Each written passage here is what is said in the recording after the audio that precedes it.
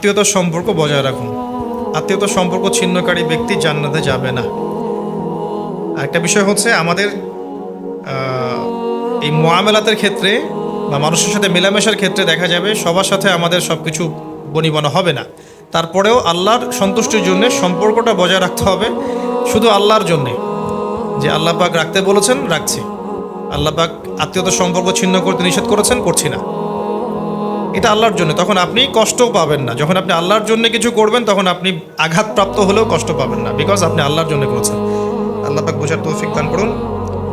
আমি জানি অবিবাহিত মেয়ে বা ছেলের মধ্যে কোনো বন্ধুত্ব সম্পর্ক ইসলাম হালাল বলেনি। আজকে তো বিবাহের সেশন না নেবে, আমরা বিবাহ নিয়ে আলাদা সেশন করতে পারতাম। আমি বিবাহের প্রয়োজন অনুভব করছি, বাসায় বলেছি, দোয়া করেছি ইত্যাদি। বিয়ে দিতে নারাজ, এই কমন প্রশ্ন আর কি, এগুলো সাধারণত আমাদের অনেকেরই প্রবলেম।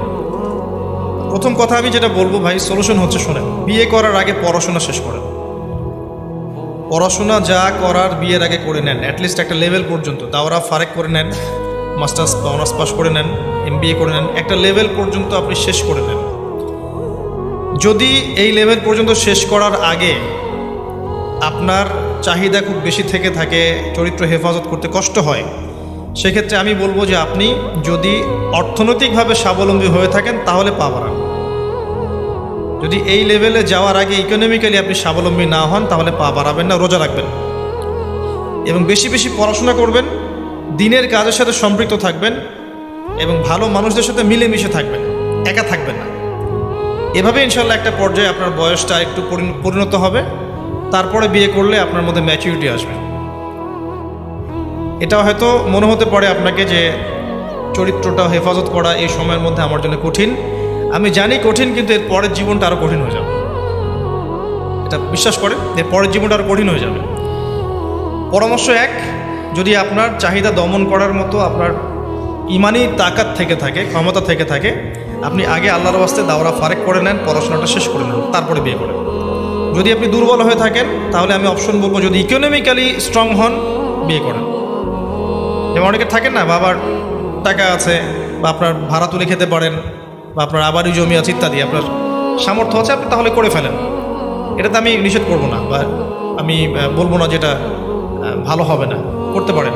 কিন্তু যদি আপনার এখানে ইকোনমিক চাহিদা, ইকোনমিক কোনো ব্যবস্থা না থাকে এবং ইকোনমিক অবস্থা খুব খারাপ থাকে, এখানে আপনি বিয়ে করলে ঝুঁকিতে পড়বেন। তখন আপনার পড়াশোনাটাও হবে না ঠিক মতো, আপনার পরিবারের এই ঝামেলাগুলো ডিল করতে আপনার সময় চলে যাবে। তখন আপনি পরে আফসোস করবেন যে আরও 5টা বছর পরে বিয়ে করলে হয়তো ভালো হতো।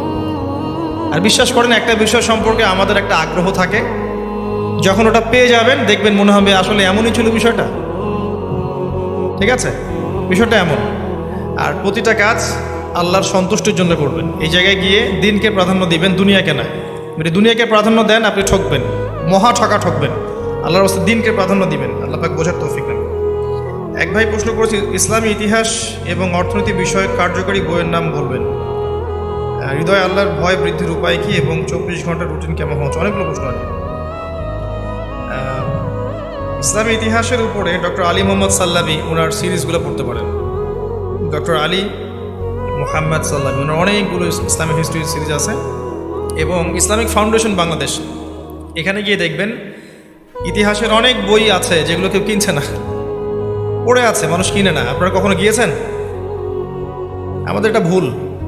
ওখানে এমন অনেক বই আছে যেগুলো রেয়ার বই, বাজারে পাওয়া যায় না। আপনি ওখানে অনেক ভালো বই পাবেন, আমরা যাই না, যাওয়া উচিত। ওখানে গিয়ে দেখবেন ইসলামিক ফাউন্ডেশন বাংলাদেশে অনেক ভালো ভালো কিছু বই আছে। এখানে হিস্ট্রি কিছু বই আছে। যখন আলোকিত জ্ঞানীর কম্পিটিশন চলছিল আমরা ওখানে গিয়েছিলাম এবং অনেকেই, আমাদের অনেক প্রতিযোগী সেখানে 10-20 হাজার টাকা করে বই কিনেছে। মাশাআল্লাহ, এই বইগুলো আমাদের বাসায় এখনও আছে। তো ওখানে যান, এটা পাবেন। আর ইসলামিক ইকোনমিক্সের ব্যাপারে আমি বলবো যে ওয়ান অ্যান্ড অনলি মুফতি তকি উসমানী দামাত বরকাত, তার ইসলামিক ইকোনমিক্সের সিরিজ আছে।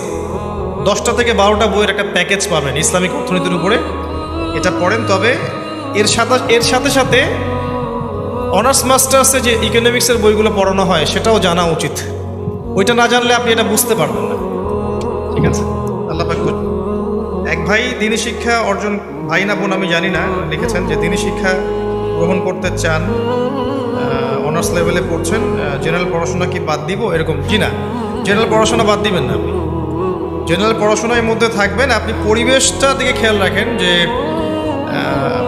জেনারেল যেখানে পড়তে যাচ্ছেন সেই পরিবেশটা কেমন, এই পরিবেশ থেকে নিজেকে একটু সরিয়ে রাখার চেষ্টা করেন, কারণ এখানে ফ্রি মিক্সিং আছে আর কি, এবং এই ফ্রি মিক্সিংটাকে তারা কিছু মনেই করে না। এখানে আপনি ইমান হারাতে পারেন, জেনায় লিপ্ত হয়ে যেতে পারেন। নাউজুবিল্লাহ।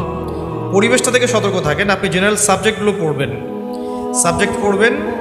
যে সাবজেক্টে আপনি পড়াশোনা করছেন ওই জ্ঞানটাকে ইসলামের কল্যাণে ব্যয় করার চেষ্টা করবেন। পাশাপাশি আপনি কিছু ইসলামিক সাবজেক্টে পড়াশোনা করবেন ডিপ্লোমা কোর্সের মাধ্যমে বা আলেম ওলামার কাছে গিয়ে। সেটা হলো আল কোরআন, অ্যারাবিক ল্যাঙ্গুয়েজ, হাদিস, ইসলামের আকিদা, ফিকহ, তুলনামূলক ফিকহ, রাসূল সাল্লাল্লাহু আলাইহি ওয়াসাল্লামের জীবনী, ইসলামের হিস্ট্রি এবং ইসলামিক অর্থনীতি। এই কয়েকটা সাবজেক্ট আপনি পড়বেন, বিষয়ভিত্তিক বইগুলো কিনবেন এবং আলেম ওলামার সোহবতে যাবেন, আলেম ওলামার কাছে যাবেন। যদি মেয়ে হয়ে থাকেন তাহলে মহিলা আলেমার কাছে যাবেন, মহিলা মাদ্রাসায় যাবেন। যদি ছেলে হয়ে থাকেন তাহলে আপনার জন্য সুযোগটা বেশি সহজ, আপনারা যেতে পারবেন আলেম ওলামার কাছে ইনশাআল্লাহ। একবার প্রশ্ন করেছেন যে ফ্যামিলির লোকজন নামাজি, দিনী বিষয়ে লেখাপড়ার অভাব, শিরকি আকিদা লালন করেন, কি করণীয়? করণীয় হচ্ছে তাদেরকে দাওয়াত দেয়া, তাদেরকে আকিদার সংস্কার করার জন্য দাওয়াত দেয়া, বইপত্র পড়ানো, তাদের সাথে ভালো ব্যবহার করা, ঝগড়াঝাটিতে না যাওয়া। যেহেতু তারা নামাজি, অ্যাটলিস্ট তারা নামাজ পড়েন এমন নয়। দিনী লেখাপড়ার প্রতি প্রচুর অনীহা, এর অনীহার কারণটা আমি বলে দিচ্ছি, এটা হচ্ছে বস্তুবাদিতা। যে যত বেশি বস্তুবাদী এবং দুনিয়ার পিছনে ঝুঁকবে তার পড়াশোনার অনীহা তত কম হবে। টাকার পিছনে ছুটতে কম বলুন, পরকালীন বিষয়গুলো নিয়ে আলোচনা বেশি করুন, বাসায় তালিমের ব্যবস্থা করুন। ফয়জুল কালাম, রিয়াদুস সালেহিন বা মুনতাখাব হাদিস এই টাইপের বইগুলো বাসায় রাখুন, নিয়মিত তালিম করুন। পড়াশোনার মধ্য দিয়ে ইনশাআল্লাহ তাআলা আপনার পরিবারের শিরকি আকিদা দূর করা সম্ভব। দুনিয়াবি ইলম বলে আসলে কোনো কথা নাই। ইলম আল্লাহর পক্ষ থেকেই এসেছে। বসেন, ইলম আল্লাহর পক্ষ থেকে এসেছে, আমাদের পড়াশোনার উদ্দেশ্যটা দেখতে হবে। আপনি ইংরেজিতে পড়াশোনা করছেন মনে করেন, এটা আপনি দুনিয়াবি পড়াশোনা কেন মনে করছেন? এই পড়াশোনা যদি আপনার মধ্যে থাকে আপনি ওয়ার্ল্ড অ্যাফেয়ার্সকে ডিল করতে পারবেন, কারণ এগুলো সব ইংরেজিতেই। ওয়ার্ল্ডের ইকোনমিক্সের বড় বড় বইগুলো ইংরেজিতেই, জিওপলিটিক্যাল বইগুলো ইংরেজিতেই, এবং ইভেন ওয়ার্ল্ডের অনেক স্কলার আছেন, রিনাউন্ড স্কলার, যারা ইংরেজিতে বই লিখেছেন, ইংরেজিতে লেকচার দিচ্ছেন। ওগুলো বুঝবেন কিভাবে এবং শিখবেন কিভাবে যদি আপনি ইংরেজি না জানেন? তো এটা তো দুনিয়াবি পড়া না। আপনাকে ওই জায়গায় ওরা যদি শিরকি কিছু পড়ায়, কুফরি কিছু পড়ায়, সেটা স্কিপ করেন। আপনি রেজাল্ট ভালো করার চেষ্টা করেন, ওই জ্ঞানটাকে আপনি দিনের কল্যাণে কাজে লাগান। আপনি ইসলাম শিখে ইংরেজিতে একটা বক্তব্য দেন, আপনার বক্তব্য পুরো বিশ্বে ছড়িয়ে যাক এবং ওই বক্তব্যের ওসিলায় হাজার মানুষ ইসলাম কবুল করতে পারে। ডক্টর জাকির নায়েকের কথা শুনেছেন, সব লেকচার তো ইংরেজিতেই, তাই না? এই লেকচার শুনে বহির্বিশ্বের কত মানুষ ইসলাম কবুল করেছে। তো তার ইংরেজি পড়াশোনাটা কি দুনিয়াবি হলো? দিনের খেদমত হয়েছে। এভাবে চিন্তা করেন, আসলে আমাদের মানসিকতার পরিবর্তন। আমি রিকোয়েস্ট করব, পড়াশোনার সময় দলীয়করণে যাবেন না।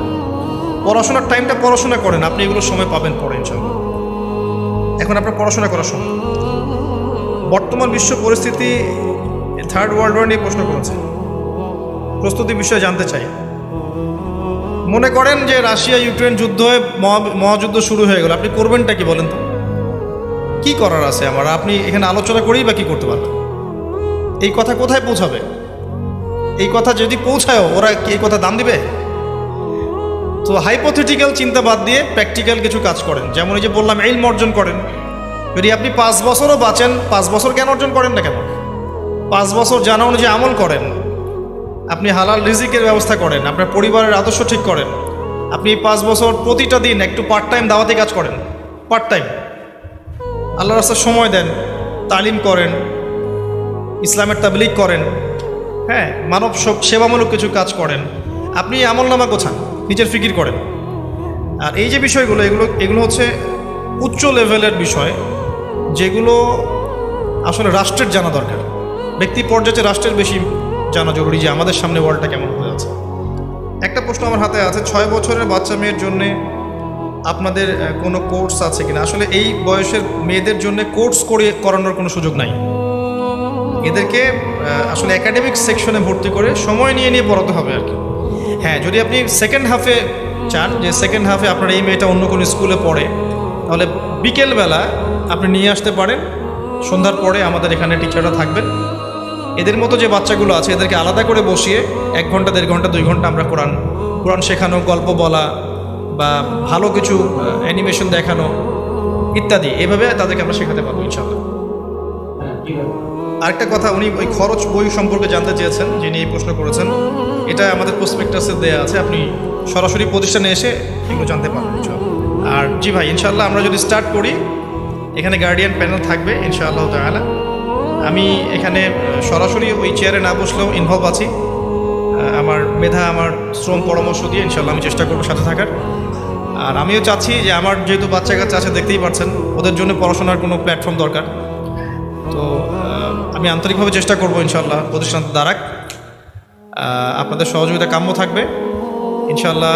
আমরা আপনাদের কোনো কমিটি যদি ফর্ম করতে হয় সেটাও করার চেষ্টা করব।